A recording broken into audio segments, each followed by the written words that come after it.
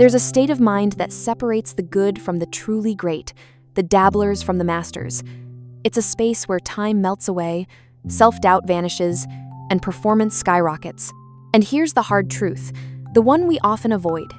If you can't get into flow, you'll never reach your full potential. Now, I know what you might be thinking. Not another lecture about hustle culture, about working 24/7. But this isn't about working harder. In fact, it's about the very opposite. Think about a time you tried to force creativity. You sat down to write a crucial report, or compose a piece of music, or solve a complex problem. The deadline was looming. You told yourself, I have to focus now. But your mind was a pinball machine of distractions.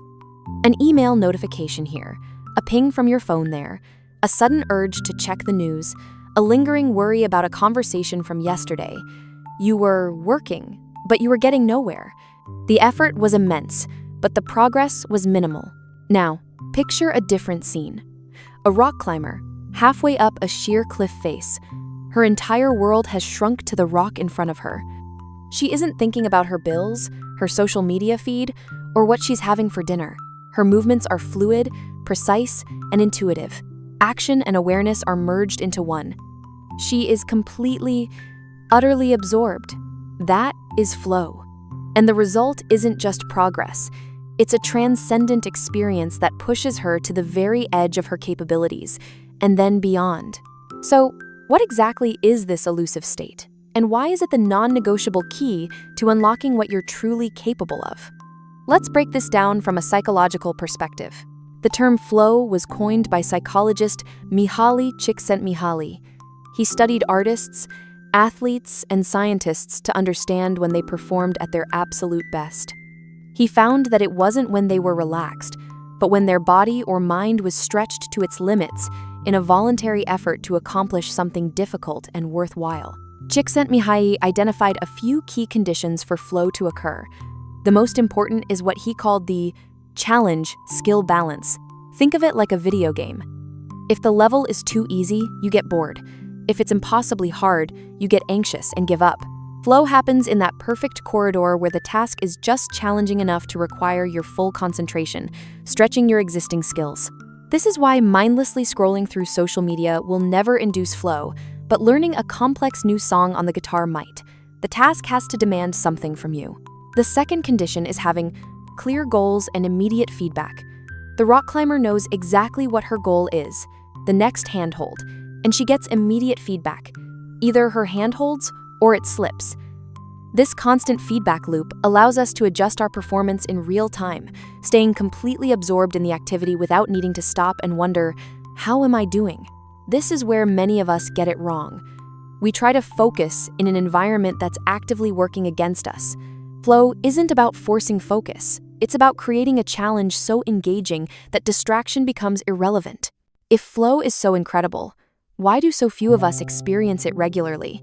Because the modern world is essentially a flow-killing machine. We live in the attention economy, where our focus is the product being bought and sold. Every notification, every like, every breaking news alert is engineered to pull you out of deep engagement and into a state of shallow, fragmented attention. Psychologists talk about the cognitive cost of context switching. Every time you get distracted from a task, even for a few seconds to check an email and then return to it, your brain doesn't just pick up where it left off. A residue of your attention remains stuck on the distraction, diminishing your cognitive performance. This constant switching keeps us in a state of perpetual mental clutter and anxiety, what Csikszentmihalyi called psychic entropy. It's the polar opposite of the ordered consciousness of flow. Think about your typical workday. How many times are you interrupted by colleagues, meetings, or the endless stream of digital pings? We've been conditioned to believe that being busy replying to emails instantly, juggling multiple projects, is the same as being productive. But it's a dangerous illusion. Multitasking is the enemy of flow. We have become experts at being busy, but amateurs at being present. And this state of constant distraction doesn't just make us less productive. It actively prevents us from ever reaching the mental state required for deep skill development. It keeps us on the surface, forever paddling in the shallows, never experiencing the power of the deep currents below. This brings us to the core of the argument. Why is flow directly linked to reaching your potential? Because potential isn't unlocked through sheer grinding or mindless repetition. It's unlocked in those moments when you are operating at the edge of your abilities. When you are in a state of flow, you are fully immersed in an activity for its own sake. The experience is so enjoyable that it becomes what's known as an autotelic experience. The reward is the act of doing it itself. This intrinsic motivation is the most powerful fuel for learning. You're not practicing because you have to. You're practicing because the state of deep engagement is its own reward. This creates a powerful upward spiral of skill development.